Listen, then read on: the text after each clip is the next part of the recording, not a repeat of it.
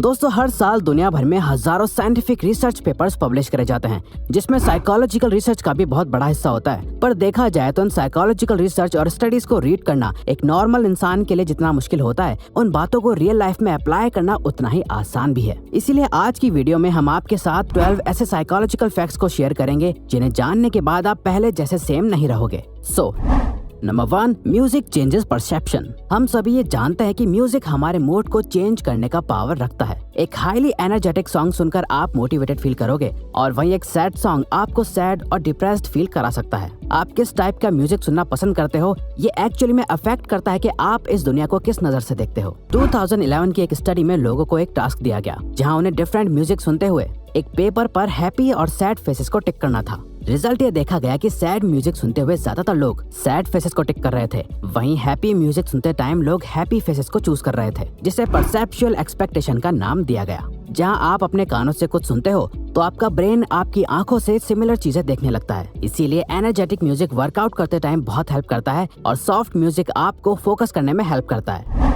Dunning Kruger effect. 1999 में 2 social psychologist ने ये डिस्कवर करा कि इंटेलिजेंट लोग हमेशा अपने आप को एक बिलो एवरेज पर्सन की तरह ट्रीट करते हैं। वो कभी भी खुद को बाकियों से ज्यादा स्मार्ट नहीं मानते। वहीं दूसरी तरफ एवरेज आईक्यू वाले लोग इसका बिल्कुल ऑपोजिट करते हैं। उन्हें हमेशा ये लगता है कि वो बाकियों से ज्यादा बेटर है। इसीलिए अगर आप ऐसे लोगों से मिलो जो हर बात में खुद को सुपीरियर शो करते हैं, जो ये दिखाते हैं कि वो कितने ज्यादा स्मार्ट हैं, तो समझ जाओ कि ये बस एक डनिंग-क्रूगर इफेक्ट का असर है। वो असल में इतने इंटेलिजेंट नहीं है जितना वो दिखा रहे हैं, क्योंकि एक हाईली इंटेलिजेंट पर्सन कभी भी अपनी नॉलेज से सेटिस्फाइड नहीं होता। वो हमेशा खुद की एबिलिटी पर डाउट करता है, क्योंकि उन्हें लगता है कि वो और बेहतर हो सकता है। फॉर एग्जाम्पल, आपने अक्सर ये तो देखा ही होगा, जो दोस्त ये कहता है कि उसने एग्जाम के लिए कुछ नहीं पढ़ा, वो बिल्कुल प्रिपेयर होके नहीं आया था। मोस्टली केसेस में उसी फ्रेंड के अच्छे मार्क्स आते हैं, जबकि उसने बोला था कि मेरा एग्जाम अच्छा नहीं गया, मैं और अच्छा कर सकता था। क्योंकि मानो या ना मानो, वो सच में थोड़ा ज्यादा इंटेलिजेंट पर्सन है। Singing reduces anxiety. इमेजिन करिए आप अपनी कार ड्राइव करते हुए अपने काम पर जा रहे हैं, जहां आपको एक इम्पोर्टेंट प्रेजेंटेशन डिलीवर करनी है। सो नेचुरली आप नर्वस और एंग्शियस फील करोगे। तो ऐसे मोमेंट में आप अपने आप को काम कैसे रखोगे? साइकोलॉजी ये कहती है कि अगर आप ऐसे टाइम पर अपना फेवरेट सॉन्ग प्ले करके खुद भी सिंगिंग करने लग जाओ। अब आपको ये सुनने में अजीब लग रहा होगा, पर सिंगिंग करने से आपके ब्रेन में एंडोर्फिन्स और ऑक्सीटोसिन रिलीज होने लगता है, जो अल्टीमेटली आपके स्ट्रेस लेवल को बहुत तेजी से कम कर देता है और आपके मूड को बेटर कर देता है। इसके अलावा ये आपके हार्ट रेट और कॉर्टिसोल लेवल को लो कर देता है, जिससे आप काम और कॉन्फिडेंट फील करने लगते हो। Power of silence. अगर आप चाहते हैं कि कॉन्वर्सेशंस आगे बढ़ती रहें पर आपको समझ नहीं आ रहा कि क्या बात करें, तो इसका सबसे सिंपल तरीका है अपने पार्टनर से कोई भी एक क्वेश्चन पूछ लो और जब वो आंसर दे दे, उसके बाद भी आई कांटेक्ट मेंटेन रखो और आपका पार्टनर साइलेंस को अवॉइड करने के लिए कुछ न कुछ बात करने लगेगा। स्टडीज में देखा गया है, जब कोई पर्सन आपके सामने ओपन होने में स्ट्रगल करता है या अपनी फीलिंग्स को हाइड करता है, इस टाइम पर इंफॉर्मेशन निकलवाने के लिए बस एक क्वेश्चन पूछो और कुछ देर साइलेंट हो जाओ, क्योंकि किसी भी कॉन्वर्सेशन के बीच साइलेंस अच्छा नहीं लगता, जिसे अवॉइड करने के लिए वो इन्फॉर्मेशन शेयर करने लगता है या आपसे क्रॉस क्वेश्चन पूछने लगता है, जो अल्टीमेटली कॉन्वर्सेशन को मेंटेन रखता है। Playing dumb. अगर आप किसी के सामने अपना गुड इंप्रेशन बनाना चाहते हो, तो किसी ऐसे टॉपिक के बारे में बात करो जो उन्हें बहुत पसंद है और उसके बारे में उनसे सीखो। फॉर एग्जाम्पल, आप किसी से मिले जिसे कार्स में बहुत इंटरेस्ट है। अब हो सकता है कि आपको भी कार्स के बारे में बहुत नॉलेज हो, पर उनके सामने ऐसे प्रिटेंड करो जैसे आपको उनसे कम नॉलेज है और उनसे क्वेश्चंस पूछो जो सामने वाले पर्सन को कॉन्फिडेंट और स्मार्ट फील कराएगा और वो आपसे बात करने में और इंटरेस्ट शो करेंगे, क्योंकि वो जिस बारे में बात करना चाहते हैं आप उसमें अपना इंटरेस्ट शो करते हो, जो आपको एक लाइकेबल पर्सन बनाता है। और वैसे भी दलाई लामा का कहना है कि जब आप बात करते हैं तो आप केवल वही दोहरा रहे होते हैं जो आप पहले से जानते हैं, लेकिन अगर आप सुनते हैं तो आप कुछ नया सीख सकते हैं। The snake man. अगर आप किसी ग्रुप में हैं या किसी एक पर्सन के साथ भी हैं जहां आप डिनर या लंच पर मिलने आए हो और आपको लगता है कि कोई कन्फ्लिक्ट क्रिएट होने वाला है, आपकी कॉन्वर्सेशन जैसे जा रही है आप लोगों की लड़ाई हो सकती है, तो इस सिचुएशन को अवॉइड करने के लिए अपने सामने रखा खाना खाने लग जाओ, क्योंकि अकॉर्डिंग टू साइकोलॉजिस्ट्स ईटिंग एक कामिंग एक्टिविटी है। जब लोग कुछ खा रहे होते हैं तो बाकी लोग उस एनवायरनमेंट में कंफर्टेबल फील करते हैं। तो जब भी आपको लगे कि कोई बहुत ही अग्रेसिव हो रहा है या आप लोगों की बहस होने वाली है, तो उस पर्सन के पास जाके बैठ जाओ और उन्हें कुछ खाने को ऑफर करो। ऐसे टाइम पर एक सिंपल चॉकलेट भी आपकी रिलेशनशिप को बहुत हेल्प कर सकती है। Forming a habit. आपने कभी ये सोचा है कि एक हैबिट को फॉर्म करने में कितना टाइम लगता है? पहले ये माना जाता था कि किसी भी हैबिट को फॉर्म या ब्रेक करने में सिर्फ 21 डेज का टाइम लगता है, पर एक न्यू साइकोलॉजिकल रिसर्च के अकॉर्डिंग किसी भी हैबिट को बिल्ड करने के लिए अराउंड 66 डेज लगते हैं।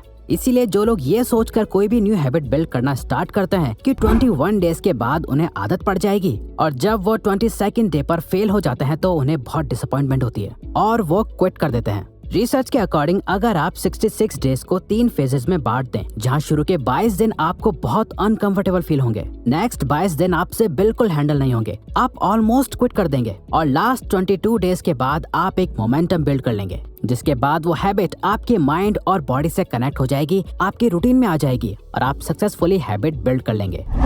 Call people bye their name. Psychologist कहते हैं कि हर पर्सन को अपना नाम सुनना सबसे फेवरेट साउंड लगता है, क्योंकि हम सभी के लिए अपना नाम बहुत इंपॉर्टेंट होता है। तो जब कोई आपके नाम को याद रखता है तो आप भी अपनी इंपॉर्टेंस फील करते हो। सिमिलरली आपने ये नोटिस करा होगा कि जब कोई आपका नाम भूल जाता है तो आप इंसल्टेड भी फील करते हो। इसीलिए किसी के सामने अपनी लाइकेबल प्रेजेंस बनाने के लिए इम्पोर्टेंट है कि कॉन्वर्सेशन में आप सामने वाले के नाम को यूज करते रहो, जो उन्हें इम्पोर्टेंस फील कराता रहेगा और वो आपके साथ और कंफर्टेबल फील करने लगेंगे। मल्टीटास्किंग। क्या आपको लगता है कि आप मल्टीटास्किंग कर सकते हो?